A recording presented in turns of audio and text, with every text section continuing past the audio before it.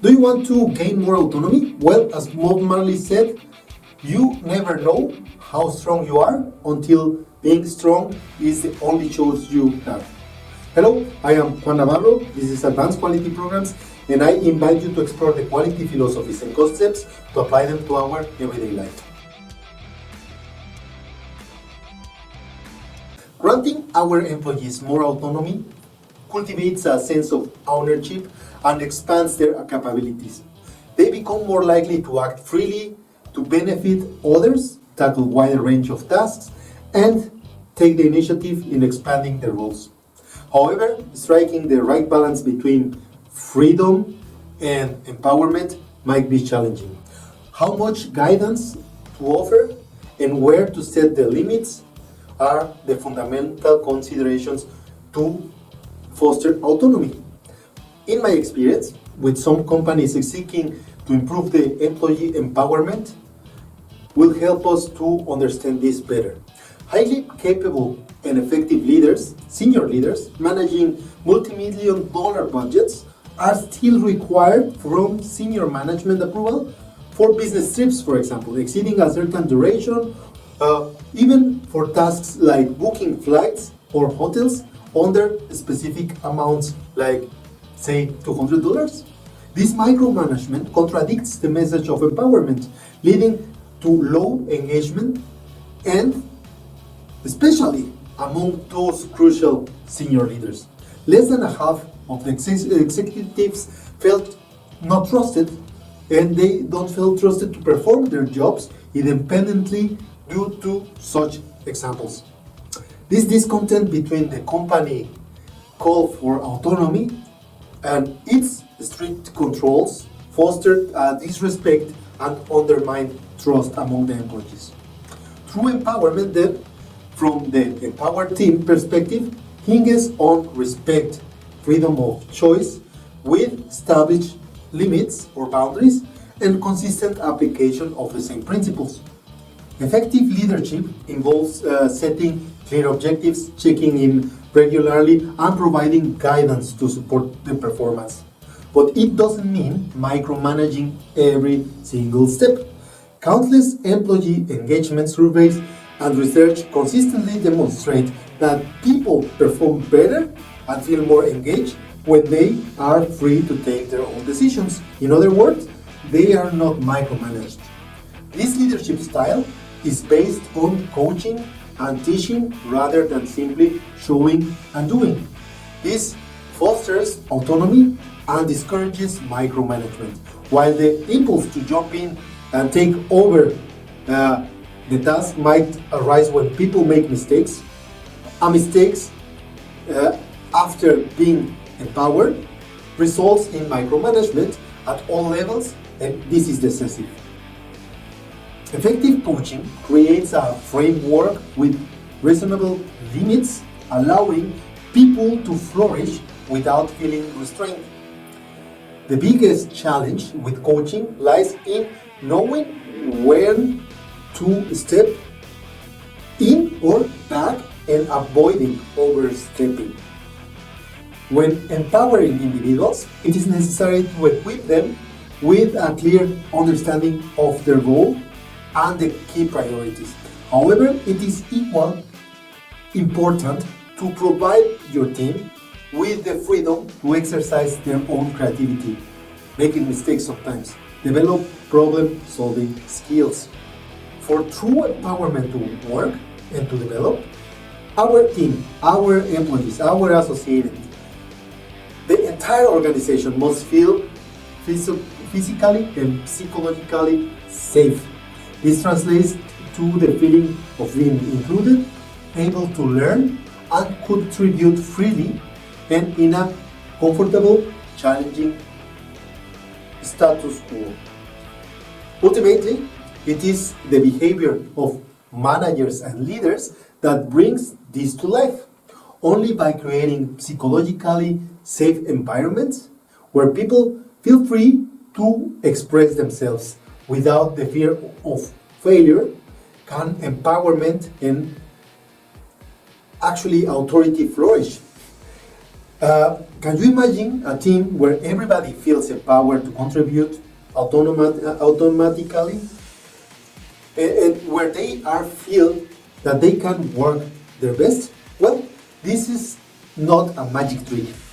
It's all about creating space where people feel included and heard.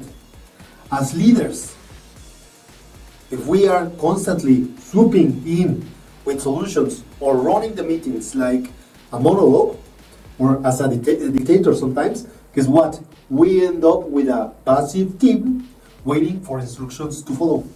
But it's up to you to flip the script and run meetings where everybody can share their ideas, have a healthy debate, and even throw a joke or two. Yes, humor helps a lot.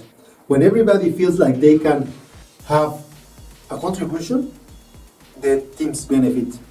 You automatically see more ownership, involvement, and creative solutions to come to life because it's about conversations, not declarations. There's an empowered team that is flourishing. Encouraging our team autonomy might attract criticism from above sometimes. Our role, however, as a leader of a team, is to champion our team. Even when it takes courage to stand for them. It's tempting to assume a role where everyone thrives on the same level of autonomy and then try to swap in. But that's not the way it works. The key is to actively engage with our team. Ask how they prefer to proceed and incorporate their ideas and their feedback to your presentations, to your reports. Seek ways to empower them, not just like giving them tasks. This fosters a culture where leaders and teams collaborate for optimal performance rather than constant checks and balances. If we truly stand by our team's ability and believe empowerment delivers results, we must shield our team from the undue organizational pressure. That's why you are the leader. When they feel protected, they'll feel confident to leverage their own authority and initiatives. A good leadership motto is take less than your fair share of credit and more fair share of the blame. Let's examine it with one example. Imagine a customer service center where advisors lack autonomy and constantly escalate issues to their supervisors. The people on that situation can feel incompetent, leading them to frustration experiences and express that to their customers. However, if we empower our advisors to handle the problems from start to finish, they will take ownership and they will feel the customer concern by them and gain a deeper understanding. The result? Better customer service. And when that happens, it's more fulfilling for the employee and for the customer. Empowered teams to solve customer problems may even innovate and contribute to other areas of the business, like developing new solutions and boost the customer satisfaction.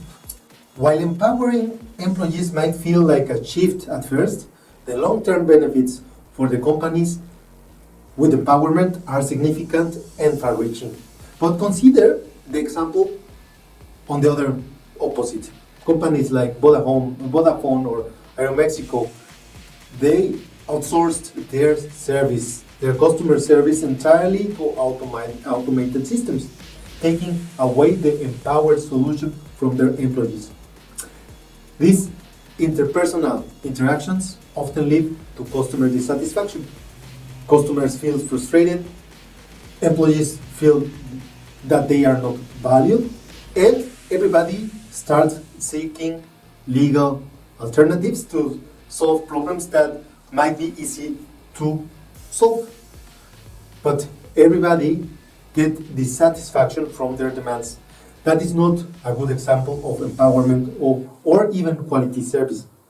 Remember, when we are creating a culture of autonomy and empowerment, We need to remember that empowered people will likely make good decisions.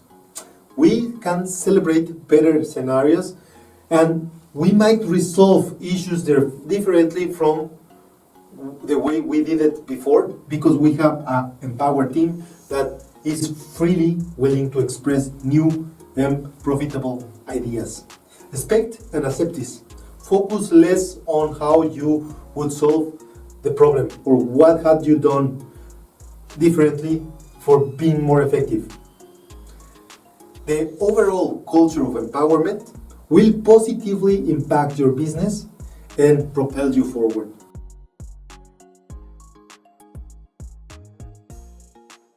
And that's it for this week. I hope you enjoyed the podcast and the video. Don't forget to hit like if you did. Don't forget to share with your friends, family, enemies, everybody that you might think will benefit from the episode. I really appreciate everybody that has acquired the copies of Life Quality Projects and Principles of Quality. Thanks for all the ratings, and I will leave you with a quote from Joseph Campbell. The cave you fear to enter holds the treasure you seek. Don't forget to hit the bell, and see you next week.